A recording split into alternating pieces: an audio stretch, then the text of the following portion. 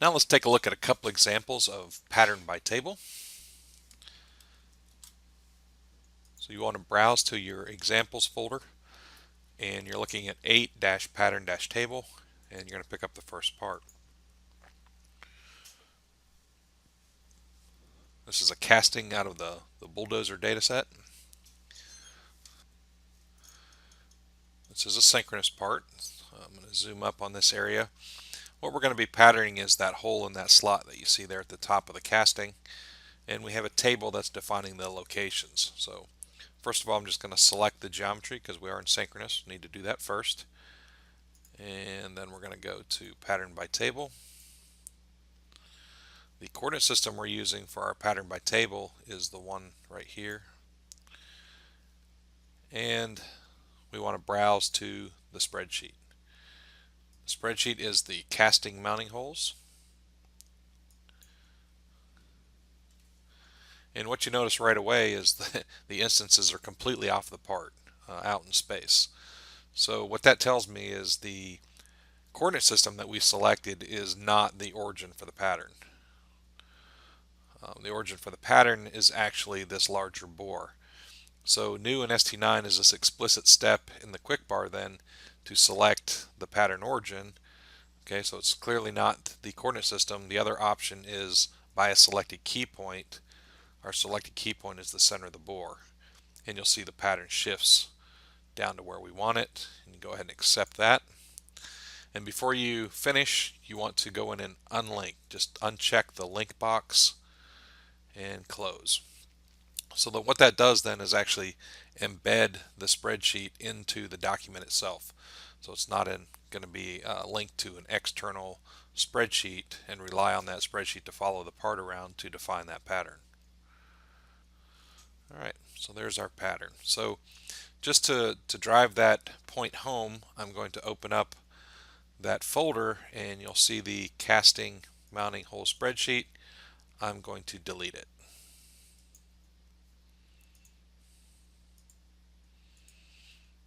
All right, so I'm just going to zoom up on an instance of the pattern here and I'm just going to do an inspection. I'm going to do a smart measure.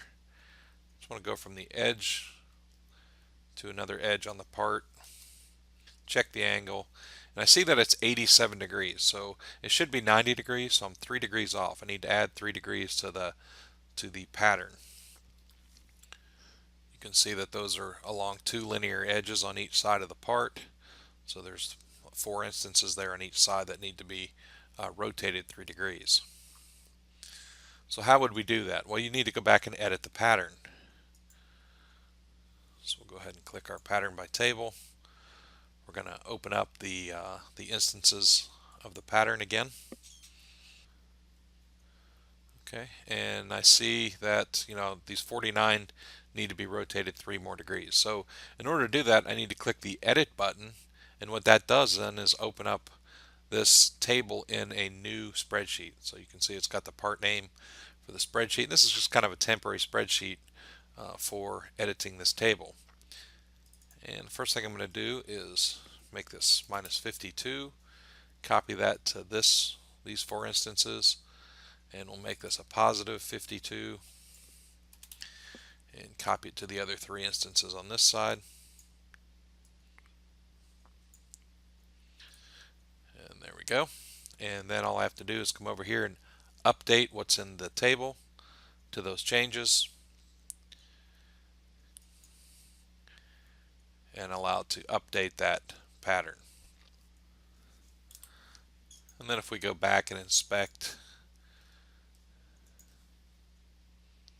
create another smart dimension, you can see it is in fact now 90 degrees, so the pattern is up to date. So there you saw unlinking and also the new explicit command for defining a new pattern origin. Let's take a look at one more example.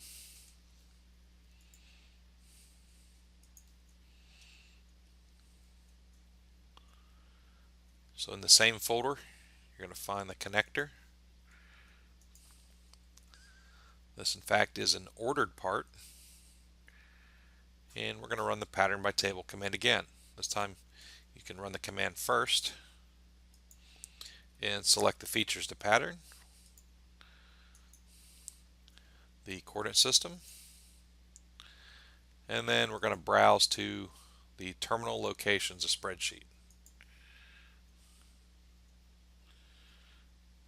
Clearly, once again, the origin for the pattern is not where the coordinate system is, so first thing I'm going to do is come over here and set the pattern origin by key point.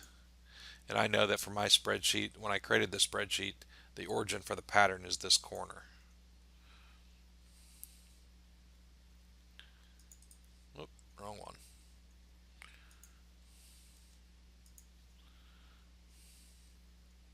Make sure you get the right corner. There we go. Now, clearly this is still not correct, and the reason it's not correct is because the location for the reference point for the pattern is wrong.